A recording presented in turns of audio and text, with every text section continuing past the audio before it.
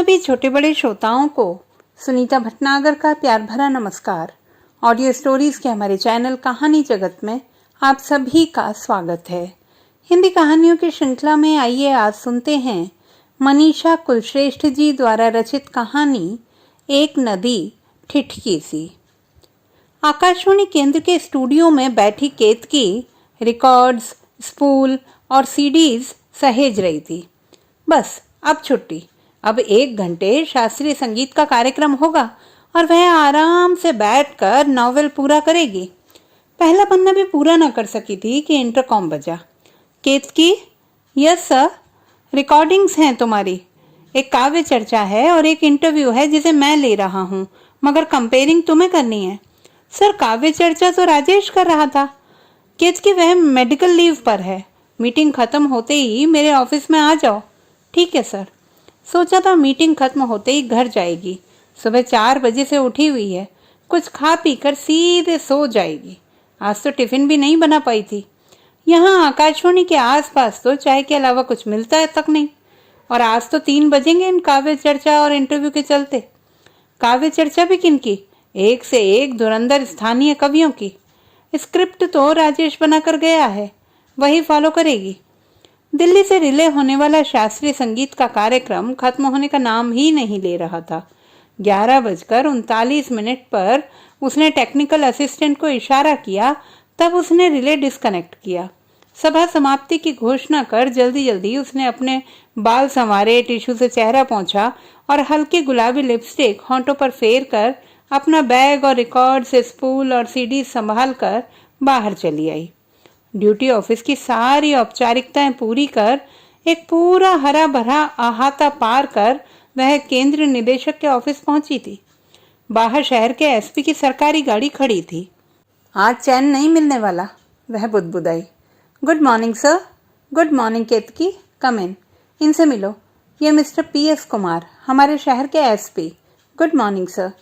केतकी के अभिवादन का जवाब उस शख्स ने महज सिर हिलाकर दिया। एक सांवला परिपक्व पुरुष अपने पद की गरिमा ओढ़े बैठा था। सारी औपचारिकताओं के साथ इंटरव्यू पूरा हुआ। जलपान के दौरान सर ने उसे वहीं रोक लिया। भूख तो थी, पर उस औपचारिक माहौल में वह ठीक से कहाँ खा पाई। आप ही थी सुबह अनाउंसर? जी। आपकी आवाज़ बहुत अलग है। आपने सुनी? हाँ, यहीं बैठकर आपके आने से ज़रा पहले। यहीं खत्म हो जाता यह संक्षिप्त परिचय तो अच्छा होता, पर वे मिले और बार बार मिले, न चाहकर भी। कभी पुलिस टूर्नामेंट्स की रिकॉर्डिंग, तो कभी लतिका की पेंटिंग एग्जीबिशन और कभी SD सर की एनिवर्सरी पार्टी में। हर बार वही, कैसी हो? जी ठीक हूँ, आप सुनाइए, बहुत अलग लग रही हो।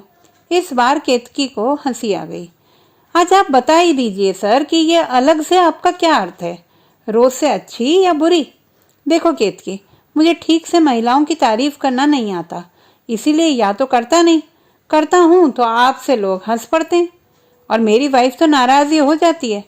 वैसे आज आप अच्छी लग रही हैं सर, तारीफ की ज़रूरत होनी ही नहीं चाहिए। फिर तो मैंने ठीक ही कहा था, तुम अलग किस्म की हो केतकी, वरना स्त्री और तारीफ की ज़रूरत न समझे। इस बार दोनों हंस पड़े थे। और लोग तो मशगूल थे पार्टी में, मगर आकाशवाणी का सारा स्टाफ यहाँ वहाँ से उसकी ओर हैरत से ताक रहा था। केतकी वहां से बहाना बनाकर हट गई। वह एक हद तक लोगों की बातचीत का विषय बनने से कतराती है, फिर भी लोग केतकी के बारे में बात करने से बाज नहीं आते। दिल्ली की है ना? भाई केतकी, तुम्हें हम महिलाओं की कंपनी कहाँ पसंद है? केतकी मैडम की एज तो हो गई, शादी का इरादा है कि नहीं? कहीं चक्कर होगा, हमें तो घास भी नहीं डालती। जब VIPs जैसे बस शादी न करना ही सारे फसाद की जड़ हो गया। शादी करके बस आप स्वयं को लोगों की बातचीत का विषय बनने से बचा सकते हैं। चाहे फिर आप व्यास मैडम की तरह पुरुषों में बैठकर द्व्यर्थी बातें और बेडरूम जोक सुना सकते हैं, तब आपके बारे में कोई चूं भी नहीं करेगा, क्योंकि शादी का लाइसेंस और सीनियर होने का ट्रम्प कार्ड जो है। वैसे उस आयोजन में वह स्वयं को भी कुछ अलग सी लगी। अंदर श्रीमती जैन की मदद कराते हुए उसने एक बार ड्रेसिंग टेबल के आईने में जरा सा झांक लिया था। उफ, इतना करने की क्या जरूरत थी? पता होता वह आएगा तो हाँ, उससे क्या मतलब। कुछ भी हो, केतकी अच्छी लग रही थी। बहुत हल्के फिरोजी शिफॉन में चांदी जैसे तारों की महीन कढ़ाई वाली साड़ी हॉल्टर नेक वाले ब्लाउज के साथ पहनी थी। कंधे तक कटे बालों को फ्रेंच रोल में बांध लिया था और अपने आप ही एक लट गाल पर झूल आई थी। कानों में चांदी के घुंघरू वाली बालियां हर जुम्बिश के साथ हिल जाती थी। केतकी सुंदर है या नहीं, इस पर अच्छा खासा डिबेट हो सकता है। जो लोग उसे थोड़ा बहुत करीब से जानते हैं उन्हें वह खूबसूरत लगती है, और जो सतही तौर पर जानते हैं उन्हें वह स्नाब लग सकती है, और बहुत साधारण भी। दरअसल उसके भीतर कहीं चुंबकत्व है जो एक निश्चित दूरी पार कर पास चले आते हैं, वे उस खिंचाव से बच नहीं पाते। पार्थ यानी कि हमारे एसपी साहब बस इस चुंबकत्व के बाहर सीमा रेखा पर ठिठके खड़े थे। केतकी सुलभ स्त्री नहीं थी और पार्थ का इरादा क्या था यह जानने की फुर्सत और जरूरत भी केतकी को नहीं थी। इस शहर में वह मेहमान की तरह रहती थी। जरा छुट्टी मिलती बस भाग जाती दिल्ली, मम्मी पापा भैया भाभी और उनके छोटे 2 बच्चों के मीठे सानिध्य में। लौटकर आने पर काम में जुट जाती। कोई छोटा मोटा ऑफ होता तो निकल पड़ती कैमरा लेकर। इस झीलों की नगरी के बाहरी अनछुए से इलाकों में या किन्हीं उपेक्षित उजाड़ पड़ी ऐतिहासिक इमारतों में। इस शहर के भीतर जो था बहुत कुछ वह देख चुकी थी, और पर्यटन स्थल के नाम पर व्यवसायीकरण ने इस शहर के सौंदर्य को तो सहेज लिया था, मगर उन ऐतिहासिक रूमानी खुशबुओं को खो दिया था। कभी कभी केतकी कुछ मित्रों से भी मिलाती। उसने फुर्सत को अपनी दिनचर्या में से जड़ से निकाल फेंका था। रात भी वह आकाशवाणी कॉलोनी के अपने छोटे से क्वार्टर में देर तक पेंटिंग करती रहती। यहाँ वहां से लिए गए फोटोग्राफ्स को कैनवास पर उतारती।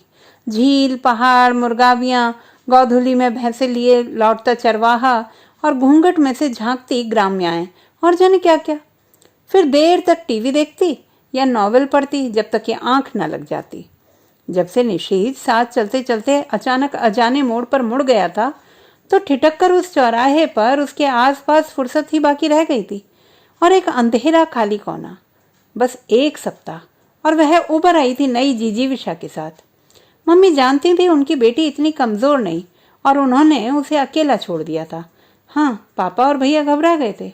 जब ठीक 8वें दिन उसे एम्प्लॉयमेंट न्यूज में आंखें गड़ाए देखा तो सब आश्वस्त हो गए कि यह वही केतकी है जिसने बचपन में भी कमजोर और पतले पैरों को निरंतर अभ्यास से चलने के लिए ढाल ही लिया था।